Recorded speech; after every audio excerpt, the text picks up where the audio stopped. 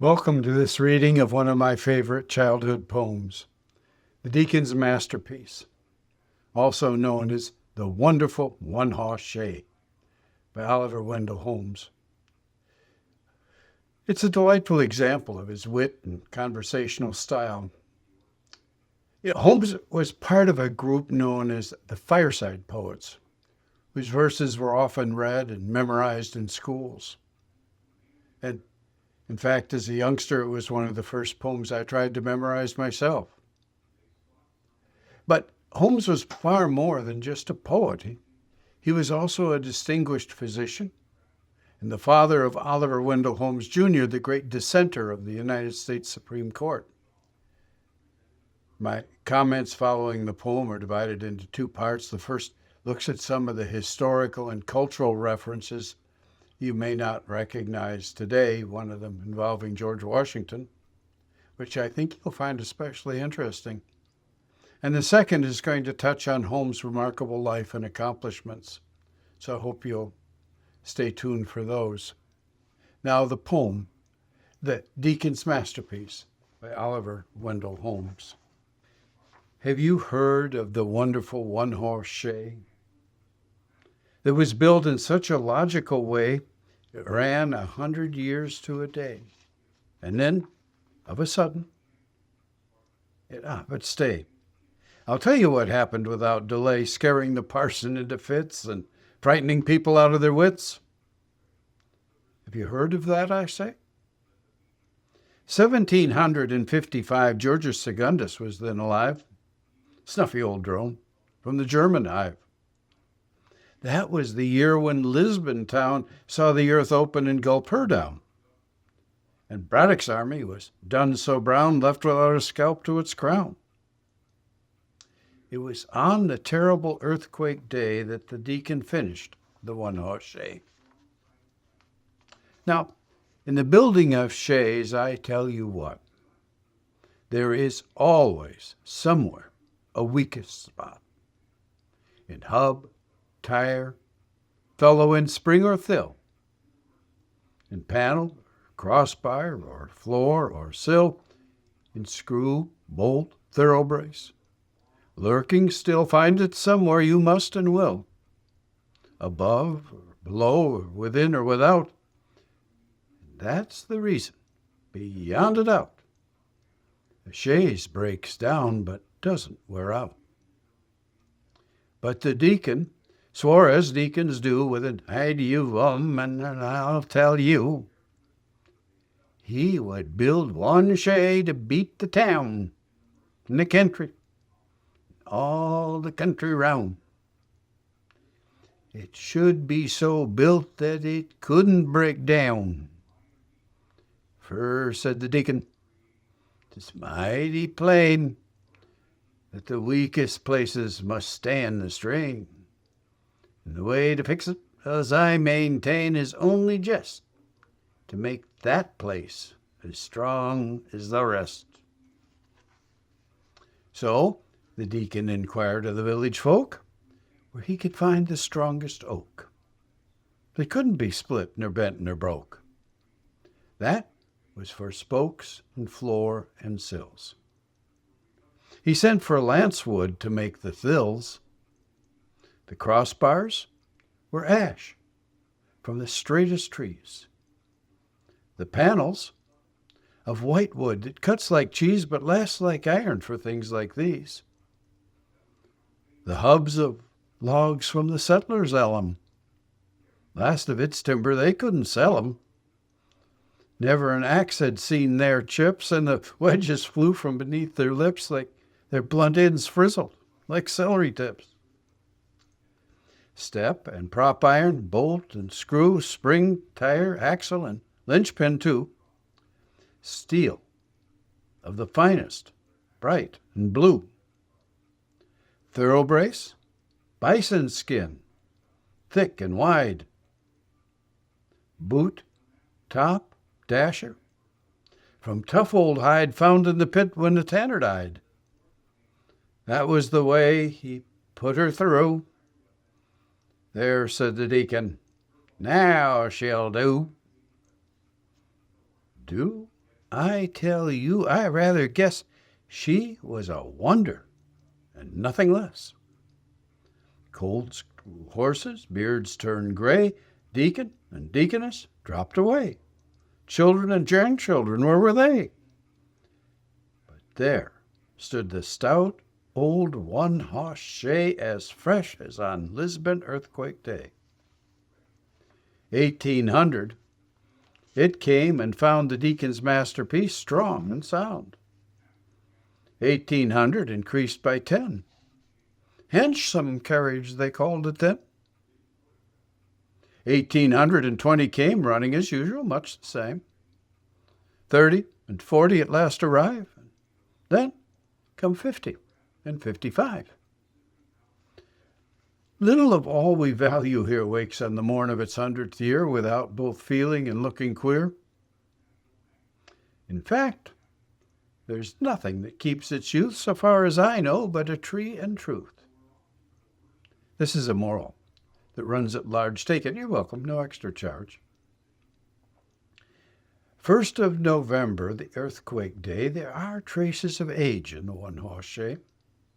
A general flavor of mild decay, but nothing local, as one might say. There couldn't be, for the deacon's art had made it so like in every part that there wasn't a chance for one to start. For the wheels were just as strong as the thills, and the floor was just as strong as the sills. The panels just as strong as the floor, and the whipple tree neither less nor more. The back crossbar as strong as the fore, and the spring and axle and hub encore, and yet, as a whole, it is past a doubt in another hour it will be worn out. 1st of November, 55. This morning the parson takes a drive now. Small boys, get out of the way. Here comes the Wonderful One-Hoss Shay, drawn by a rat-tailed eunuch bay. "Hut up," said the parson, and off they went. The parson was working his Sunday text, had got to 5th leaf, and stopped, perplexed, at what the Moses was coming next. All at once the horse stood still, close by on the meeting house on the hill. First a shiver, and then a thrill, then something decidedly like a spill. And the parson was sitting up on a rock at 9:30 by the meeting house clock, just the hour of the earthquake shock. What do you think the parson found when he got up and stared around? The poor O'Shays in a heap, mound, as it had been to the mill and ground. You see, of course, if you're not a dunce, how it went to pieces, all at once, and nothing first, just as bubbles do when they burst. End of the Wonderful One-Hoss Shay. Logic is logic. That's all I say. Well, thank you for staying with me for that reading. This first set of comments is meant to deepen your appreciation of the poem, exploring some of the references and descriptions that would have been familiar to 19th century readers, but are less so today. And the second looks at the extraordinary man who wrote it, Oliver Wendell Holmes, along with a few words about his equally remarkable song. In the summer of 1755, the British sent General Edward Braddock to drive the French from their fort on the Ohio River. And riding with him was no less than a tall, red-headed young Virginian named George Washington. He was only 23, and he was eager to redeem himself because the year before at Fort Necessity, he had led colonial troops into a humiliating surrender, the first real setback of his career. Determined to learn from Britain's best and restore his reputation, Washington joined Braddock as a volunteer. The army marched west through the Pennsylvania wilderness, cutting a rough road as they went, certain that their discipline could overcome any foe.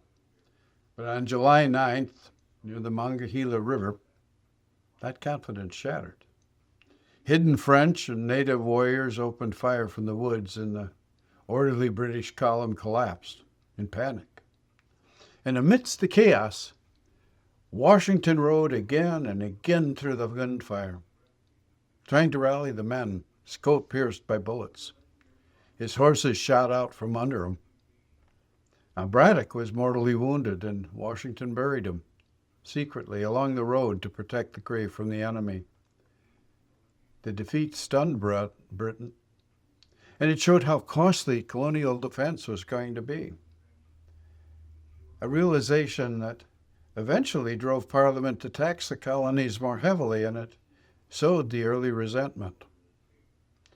And that same year, across the ocean, nature itself turned violent. On November 1st, All Saints' Day, Lisbon, Portugal, was struck by one of history's most catastrophic earthquakes. Churches collapsed and fires raged. Great waves from the Atlantic overwhelmed the harbor. Believe it or not, about 60,000 lives are said to have been lost. Though these two tragedies of 1755, one born of human pride, the other of Earth's fury, it seemed to mark an age of upheaval on both sides of the Atlantic. Roughly a century later, in 1858, Holmes wrote the Deacon's Masterpiece, or the Wonderful One-Hoss Shay.